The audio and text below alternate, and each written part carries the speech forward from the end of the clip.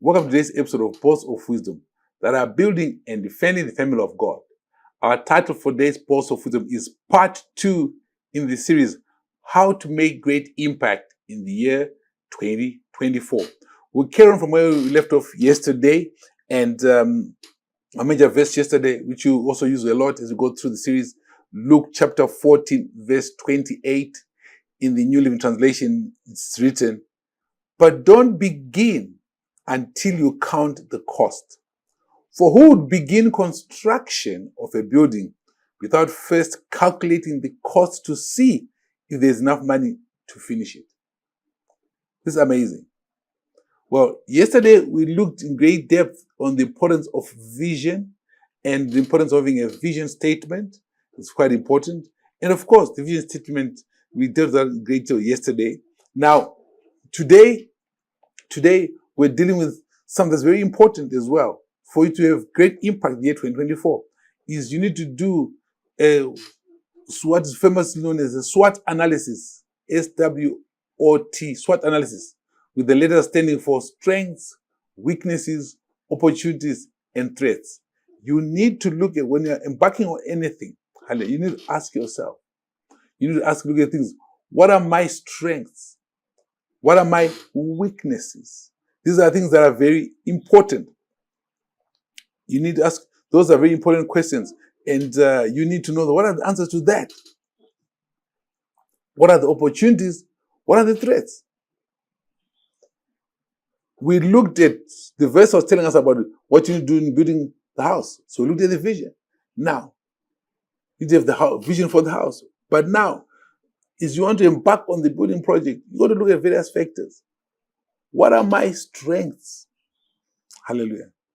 Strengths are areas where you excel in and have advantage over your peers or colleagues.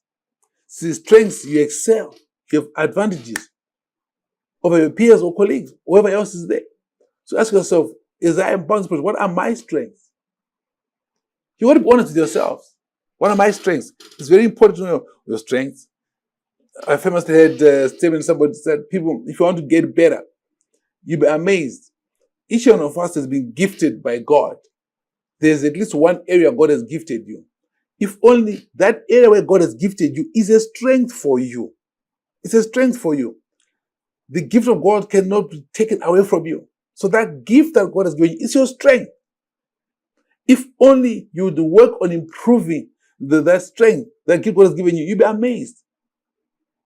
I read an article once and they did some research. They said that if somebody improves 90% on the area of great weakness, it should probably turn out to about 5% improvement in performance. And then they said if somebody improves just 10% in their area of gifting, it will work out to 95% improvement in performance. What's that telling us? What are your strengths? God has a purpose for you and has designed you to fulfill your purpose in this life. Work to get better at fulfilling God's purpose for your life. It's your strength. It's your strength. Don't be distracted and taken away from your strengths by other things in this world. Now, if you go to weaknesses, well, a weakness are specific parts of your life that leave you at a disadvantage and might probably need improvement. Now, you have a weakness. There is a disadvantage. Yes, you must aim to improve in your weakness. But don't be so focused in improving on your weakness at the expense of fulfilling God's purpose for your life. So, the areas where you are lacking, get some additional training. And additional training doesn't necessarily have to be a degree or a master's. In some cases it is. But many times you'll be amazed that just a 1-day course, 2-3 day course, 1 week or a few weeks or 1 month course. And some are available online and many are available for free as well. You got to ask yourself. How can you improve in your area of weaknesses? Because there's some weaknesses, if you don't improve in them, they can make you fail to function in your strengths. I'll give you an example. Every Christian is supposed to be a person of intercession, a person of prayer. Every Christian must pray. But there are some people that want an extra gifting and passion for prayer. I mean, passion for prayer that is so, it produces so much results. There's a famous evangelist, man of God, Finney, many years ago.